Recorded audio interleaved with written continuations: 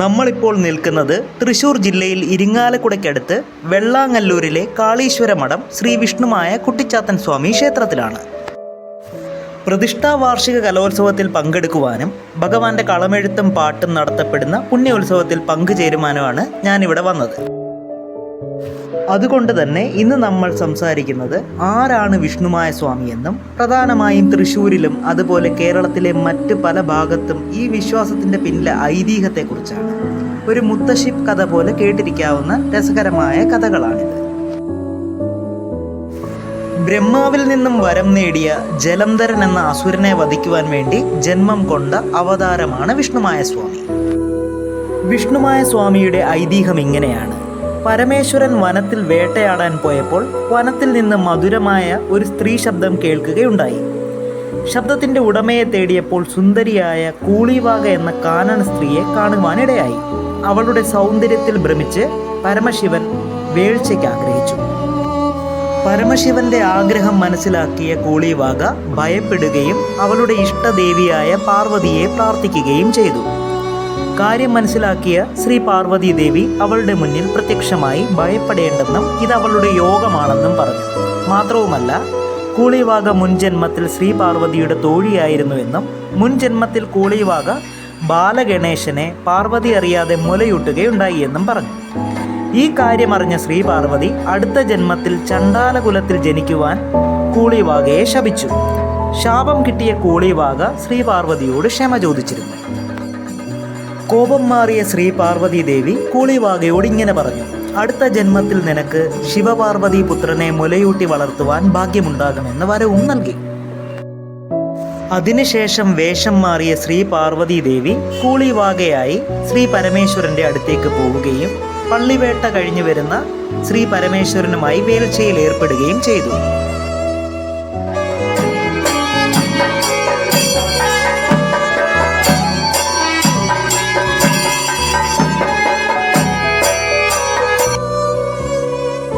അങ്ങനെ അതിലവർക്ക് 390 ചാത്തന്മാരുണ്ടായി.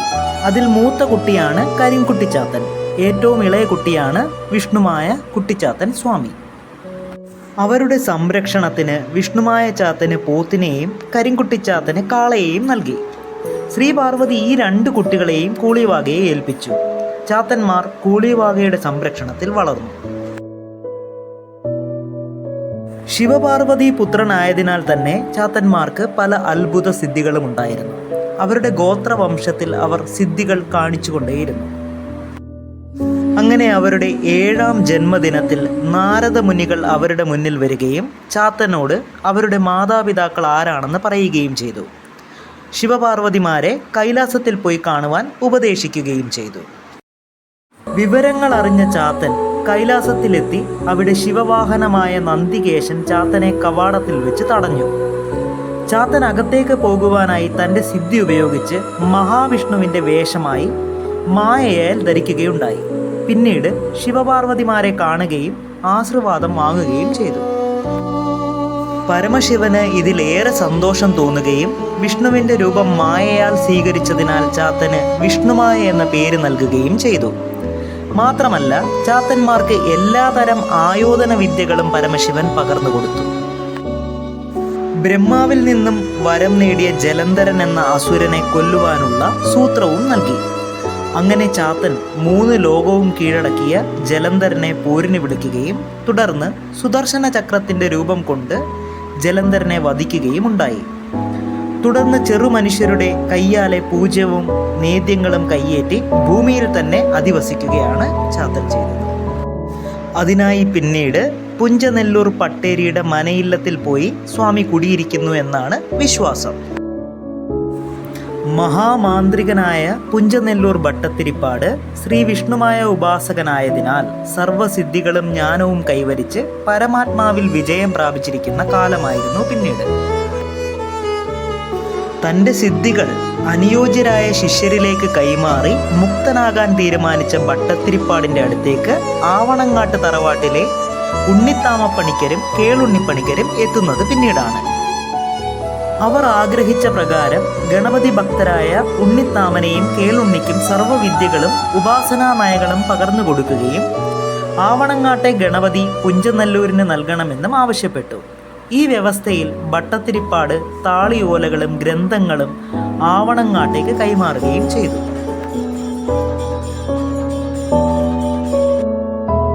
മന്ത്രവാദ വിധികളും ഉപാസനാക്രമങ്ങളും സർവവിഘ്നങ്ങളെയും അതിജീവിച്ച് അവർ രണ്ടുപേരും ചേർന്ന് വിഷ്ണുമായ സ്വാമിയെ പ്രത്യക്ഷപ്പെടുത്തി.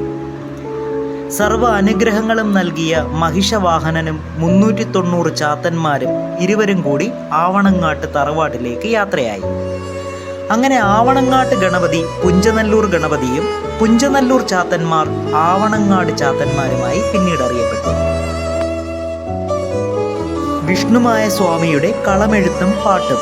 ആരാധനാമൂർത്തിയുടെ കളം ഭൂമിയുടെ മടിത്തട്ടിൽ പഞ്ചവർണ്ണങ്ങളാൽ രചിച്ച് വിഷ്ണുമായ സ്വാമിയെ പ്രത്യക്ഷപ്പെടുത്തുന്ന ചടങ്ങാണ് നമ്മളിപ്പോൾ കണ്ടുകൊണ്ടിരിക്കുന്നത്.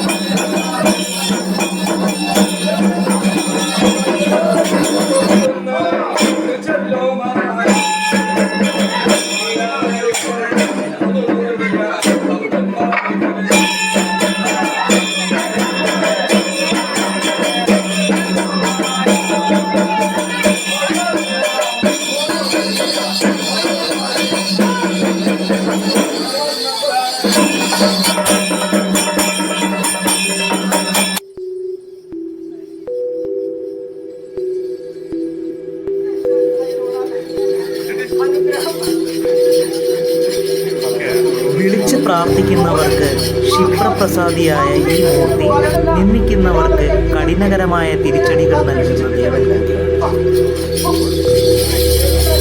നിരവധി ഭക്തരാണ് വിഷ്ണുമായ സ്വാമിയെ കാണാൻ അന്ന് അവിടെ വന്നത്.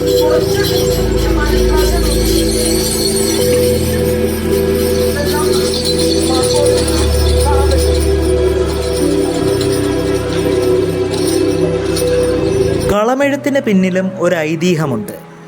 പ്രകൃതിദത്തമായ 5 വർണ്ണങ്ങളിലെ പൊടികൾ, അരിപ്പൊടി, മഞ്ഞപ്പൊടി, ഉമിക്കരി, വാകപ്പച്ച, മഞ്ഞളിൽ ചുണ്ണാമ്പ് ചേർത്ത സിന്ദൂരം, ഇവയാണ് കളം വരയ്ക്കുവാൻ വേണ്ടി ഉപയോഗിക്കുന്നത്. 5 നിറങ്ങൾ ഉപയോഗിക്കുന്നത് വളരെ പ്രാമാണികമായിട്ടാണ്.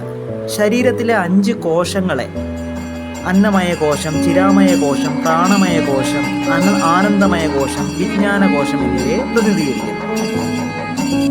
പഞ്ചവർണ്ണത്തിലുള്ള കളം, പഞ്ചലോഹത്തിലുള്ള വിഗ്രഹം, അങ്ങനെ പഞ്ചഭൂതങ്ങൾക്ക് വേണ്ടിയുള്ള പൂജകൾ, ജലഗന്ധ പുഷ്പ ധൂമ ദീപ പൂജകളാണ് നടത്തപ്പെടുന്നത്. പിതാവിൽ നിന്നും പകർന്നു കിട്ടിയ മാന്ത്രികത്തിലെ രഹസ്യമായ വിദ്യകളും വിഷ്ണുമായ സ്വാമിയുടെ രഹസ്യമായുള്ള നേദ്യങ്ങളും കർമ്മങ്ങളും ആചാരങ്ങളും ഒക്കെ വിധി പോലെയാണ് ഇവിടെ അനുഷ്ഠിക്കുന്നത്. അങ്ങനെ തിയറികളെയും ചിട്ടകളെയും അടിസ്ഥാനമാക്കിയാണ് കളമെഴുത്തും ആചാര അനുഷ്ഠാനങ്ങളും നടപ്പിലാക്കുന്നത്. ഇത് കുടുംബത്തിൻ്റെ പുരോഗതിക്കും വരുന്ന ഭക്തരുടെ ശ്രേയസ്സിനും അഭിവൃദ്ധിക്കും വേണ്ടിയാണ് കാലാകാലങ്ങളായി അനുഷ്ഠിച്ചു പോകുന്ന ആചാരങ്ങളാണ്.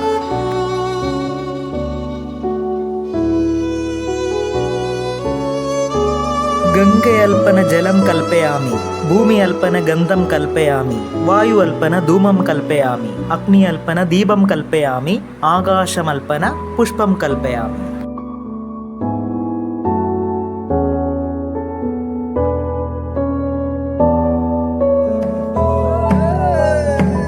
ഓരോ കർമ്മം ചെയ്യുമ്പോഴും വരുന്ന ഭക്തരുടെ കാര്യസാധ്യം ഉറപ്പുവരുത്തുന്നത് കർമ്മത്തിലെ നിഷ്ഠയാണ്.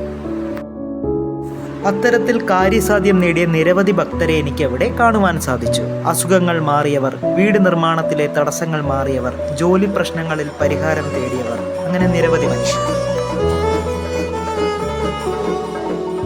ധർമ്മശാസ്താവിൻ്റെ മറ്റൊരു അവതാര രൂപമോ ആചാരക്രമങ്ങളെ കൊണ്ട് വ്യത്യസ്തമായി നിൽക്കുന്നതോ ആയി സാധാരണ ജനജീവിതത്തിൽ അത്യധികം സ്വാധീനം ചെലുത്തിയിട്ടുള്ള ഒരു ചൈതന്യമാണ് വിഷ്ണുമായ സ്വാമി. പ്രാചീന കേരളത്തിൽ ദ്രാവിഡ സമ്പ്രദായത്തിൽ ആചരിച്ചു വന്നിരുന്നതും മിക്ക കുടുംബങ്ങളിലും പരദേവതാ സ്ഥാനം അലങ്കരിച്ചു വരുന്നതുമായ ഈ ചൈതന്യമൂർത്തി ചാത്തൻ എന്നും മുഖ്യമായി അറിയപ്പെടുന്നത്. അതായത് ശാസ്താവ് പ്രാചീന സമ്പ്രദായത്തിൽ അഭിസംബോധനാ രൂപത്തിൽ ചാത്തനായി അറിയപ്പെട്ടു എന്നേ അർത്ഥമുള്ളൂ. ശാസ്താവ് എന്നാൽ ശാസിക്കാൻ അർഹതയുള്ളവൻ എന്നാണല്ലോ. തെറ്റായ രീതിയിൽ പോകുന്നവരെ തൻ്റെ അജ്ഞാശക്തി കൊണ്ട് നേർവഴിക്ക് കൊണ്ടുവരുന്നവൻ എന്നർത്ഥം.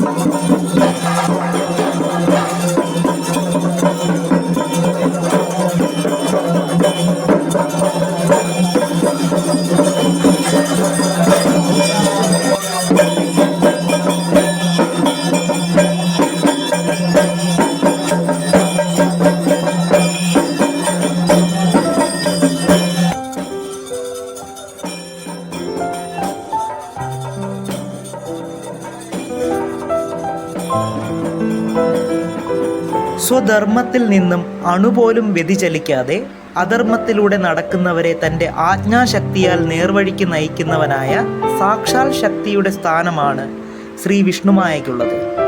മായാകിങ്കരന്മാരായ ആജ്ഞാനുവർത്തികളാണ് ചാത്തന്മാർ എന്ന് പഴയ പാട്ടുകളിലും താളിയോല ഗ്രന്ഥങ്ങളിലും സൂചിപ്പിക്കുന്നുണ്ട്.